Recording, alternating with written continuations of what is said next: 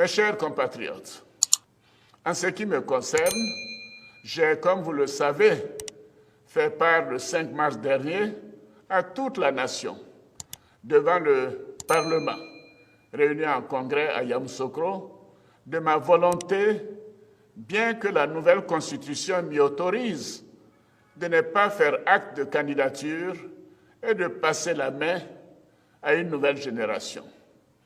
Depuis cette décision, j'avais commencé à organiser mon départ, à prendre toutes les dispositions au plan personnel et au plan politique. J'avais planifié ma vie après la présidence. J'avais entrepris de relancer les activités de mon institut et de créer la Fondation internationale Alassane Dramane Ouattara, ADO, dont les locaux sont en cours de finition.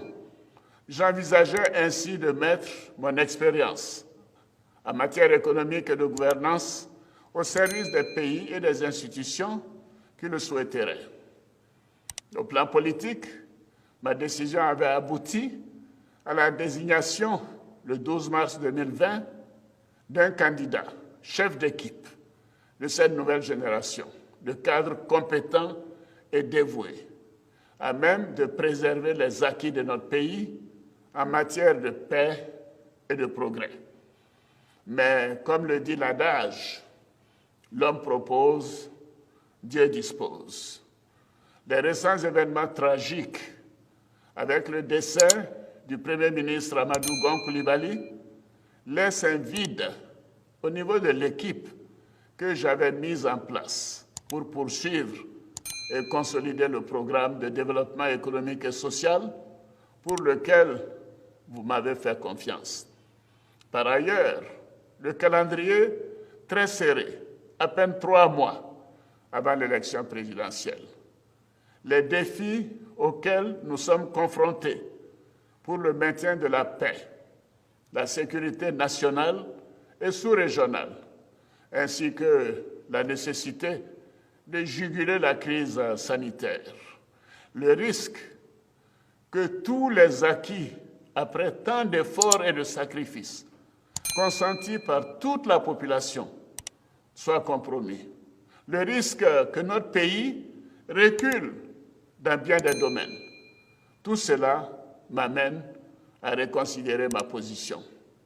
Face à ce cas de force majeure et par devoir citoyen, j'ai décidé de répondre favorablement à l'appel de mes concitoyens me demandant d'être candidat à l'élection présidentielle du 31 octobre 2020.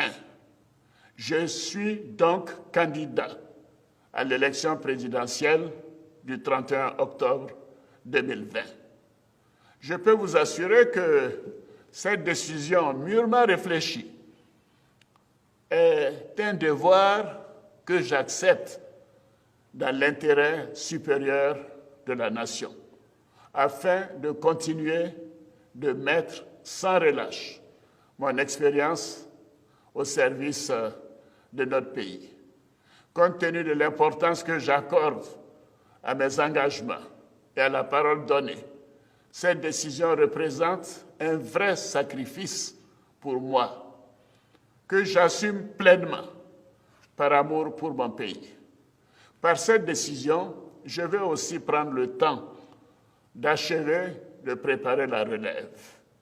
J'entends également renforcer les actions de rassemblement et de réconciliation de tous nos compatriotes.